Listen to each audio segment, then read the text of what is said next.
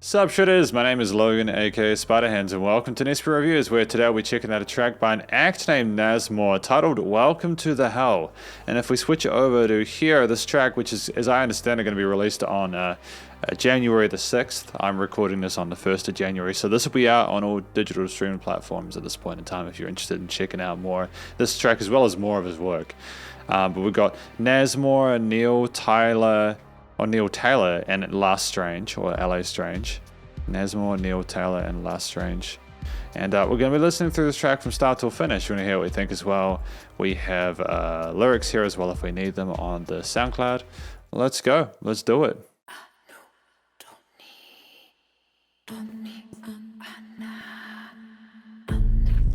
This is very unusual. I love this kind of... I kind of like the tribal vocals we have alongside these synth pads.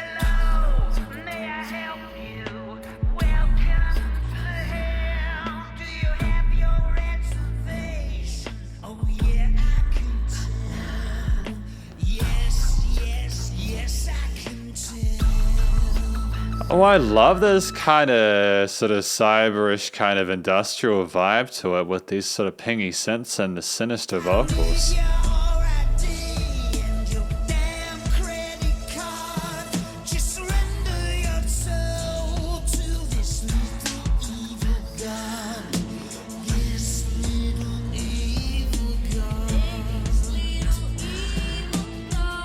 And what I love as well is that we're not just having groups of 4 bars or 4 lines here. We repeat that last little section there for effect, and we slow it down just to really sort of sink your teeth into it.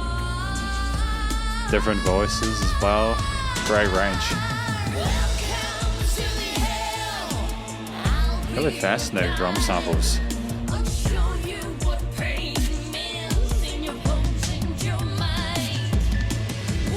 Dude, it slaps.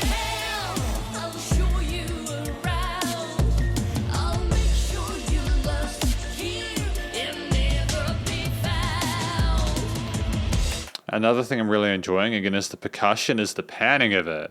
So it's not just that we've got a set sort of 1, 2, 3, 4 sort of quarter note groove there as the focus, but we additionally just have this this sort of massive focus on the panning of it, where a lot of these toms go around the extreme left and right of the stereo field. So it sounds like the toms are dancing around you as you listen to the vocals in the center field. Oh, we're switching it. Oh, that's very unusual. That sort of twisted, demented carnival feel.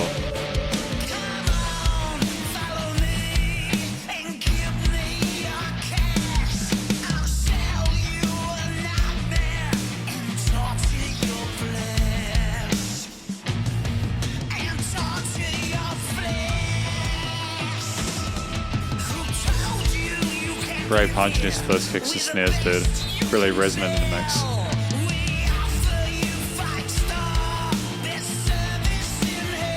Crispy sort of guitar tones on the sides. Great double tracking.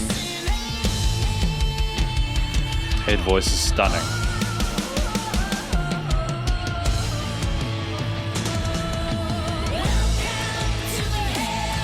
And again, the vocalists come together for these wonderful harmonies at the end, and it just elevates it further. They've found room within this really tightly produced track to add more space and size to it without overwhelming the listener, and that is a very difficult thing to do. They ought to be proud of themselves.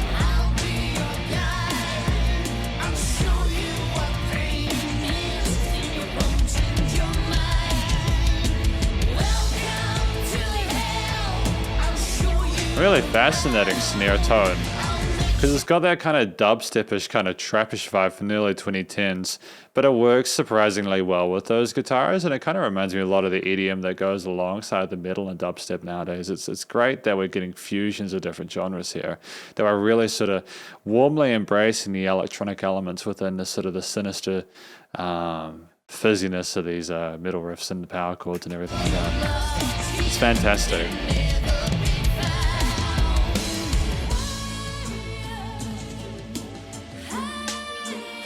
Great dynamic range there, fantastic changes in loudness. Lots of range there dynamically.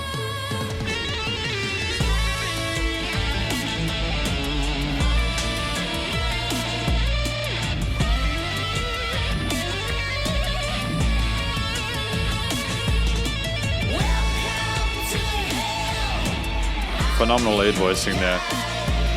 Again, we were going back to the refrain there, the hook line, but what I want to talk about is just how splendid the voicing of that solo was. Initially, I was like, is he overplaying this? Are there too many notes here? But then you look at the intricacy of the other parts, the elements, especially the tom fills, then you sort of balance that with the space relative to that is within the composition itself. And you're like, yeah, no, there is a space for that.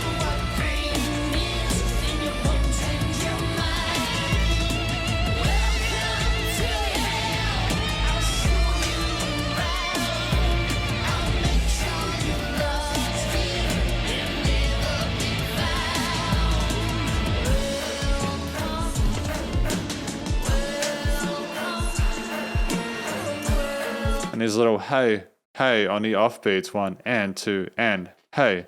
Again, it just has that pace and it keeps you moving forward through hell. It's fantastically dramatic and atmospheric.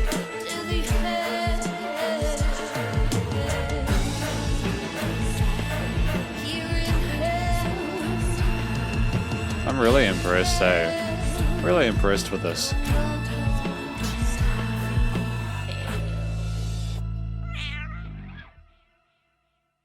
Wow, I'm actually blown away by that, because I actually haven't listened to nasmore before. They've got like 1,400 followers on SoundCloud, which is really dope, especially with the ratio, like 30 tracks to that, so they're clearly deserving of the attention. I mean, again, nasmore, Neil Taylor, Lestrange, great musicians. I'm wondering if there was like a featured guitarist, and then there was Lestrange, who did the lady vocals. Maybe, I'm not sure. I could be wrong. Excuse me if that is the case. Or, the other way around. And it's fantastic. But this is the conclusion of my review of this track, Welcome to the Hell by nasmore with Neil Taylor and Lestrange. I think this is a fantastic song. I think it's about basically going to hell, kind of being welcomed in there, quote unquote, welcomed, and coming to terms with the reality of the pain and the misery and the terrible situation and time that you're going to have.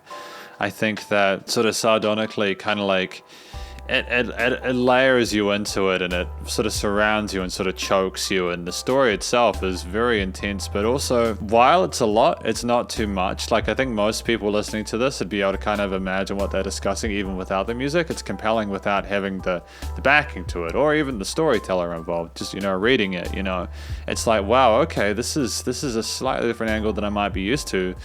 Because like a lot of people just, for instance, say like you're just going to burn in hell, but for it to be like a hotel, to be shown around inside of it, it's a very weird angle, like it, or like a potentially a unique angle. And I enjoy that a lot. I think that's fantastic. So well done on that front. I think the different vocal performances, like from the male and the female singers, there are great chemistry between the two. I think that the lady was doing the sort of tribalist kind of like more instrumental melodic vocals there in lieu of a main sort of lead part there at the start.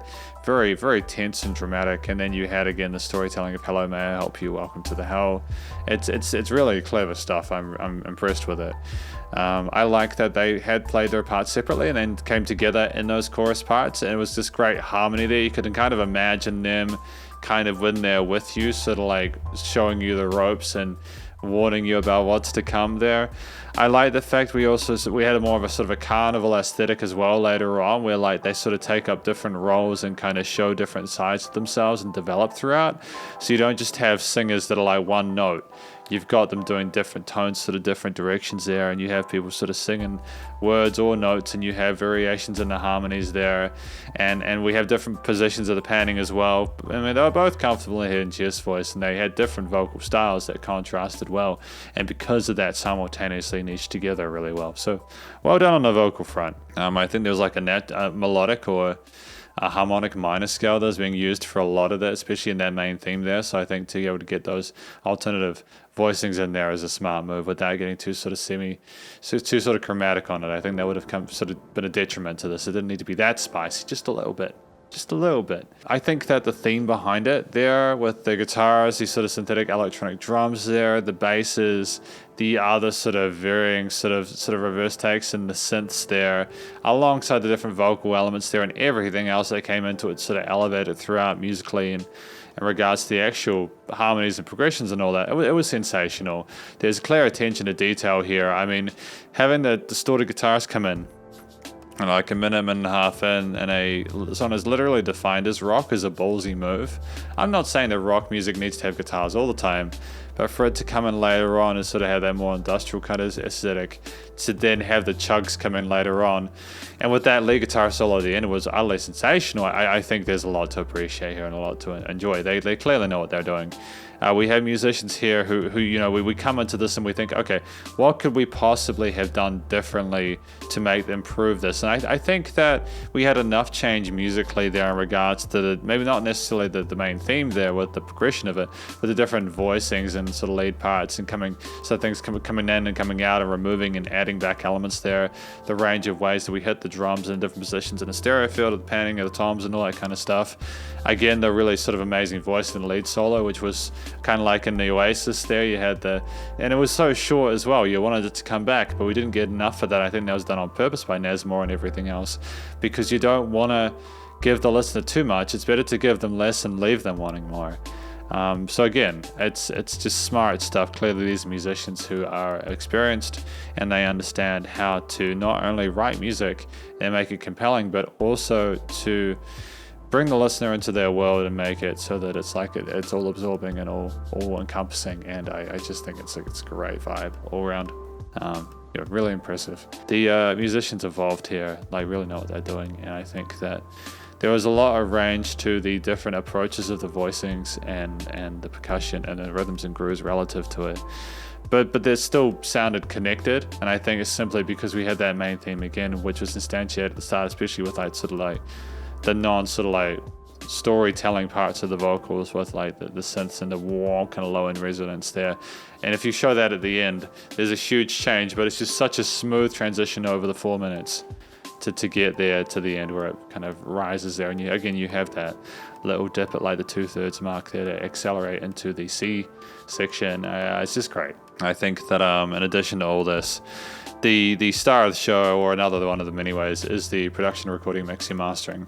Not only was there not a note out of place, not only were the vocals compelling, not only was the story incredibly interesting, but it was also just like the way the vocals and the guitars and the bass and the drums and the samples. It's not just that the samples were like recorded and sort of performed well and leveled well, but it was also that they were just really interesting sounds. It's like we clearly paid attention to how things needed to sort of mesh with each other, not just from like a frequency spectrum and sort of stereo field sort of perspective, but also just because even if you have a snare, and that usually works in most situations, if you have the slightly wrong sounding snare, it sounds gross and it sounds alien. And that's the tricky part about especially using electronic drums, is that you can get really creative with the tone, but then you can almost sort of like overreach, and then that's even worse than if you hadn't bothered at all. And nasmore and everyone else involved didn't have that issue there. We carefully chose the tones of our instruments and made them sort of they would sit well on top of each other. Like again, when the distorted guitars came on the sides, they sat really nicely on top. There was absolutely no issues there. Really charming to listen to. I think that like it made sense with the hellish aesthetic of it. Don't get me wrong. I don't think it was like a cakewalk to listen to in the sense that I don't think it was super upbeat and energetic and happy and all that kind of stuff. But I want the story to match the performance, to match the vocals, and for the production to allow for that sinister kind of vibe, quote unquote, to match there. And I think that the coupling of that with the dynamic range and the change in perceived loudness there, the airiness and the organic nature of the production in accordance to everything else, despite the synthetic elements, I just think that we were absolutely on point there. I think that there were obviously no weird resonances in the frequency spectrum. There was professionally mixed and mastered. Again, nice and wide in the stereo field from the beginning of the offset, with those tom fills going out to the sides there, and everything filling in later on with the additional elements through the slow, gradual, almost balladesque development of the track in total over the 4 minutes. Wonderful. And it just, again, the leveling was fine. The compression and limiting and master, the limiting compression there was no pumping. It was nice and loud without that. You can see by the waveform here, I know you guys can see it here. You can see how there's like lots of range there. But if I move over here, you can see how it kind of dips down there. So we not only know how to make it loud, but we also know how to sort of step away from that and make it sort of, it's more interesting to listen to. Because if the song's loud the whole time, Even if it's like super incredible sounding music that's the best written in the world, our brains just don't like having a constant loudness. We get really bored by it a lot of the time. Unless we're drunk, which is why they have music loud at parties. But anyways, look, great track, fantastic first impression to nasmore stuff. This is my review of Welcome to the Hell by nasmore with Neil Taylor and Lestrange or Alestrange. Hopefully you enjoyed it. If you did, please do go check out their various social medias and their SoundCloud page, as well as this will be on digital stream platforms as of January the 6th, I think. And stay cool, stay safe, and please remember to support your local musicians and artists at this point in time, as they need the help more than ever with all the crazy stuff going on in the world, and I'll catch you in the next review. Spiderhands out.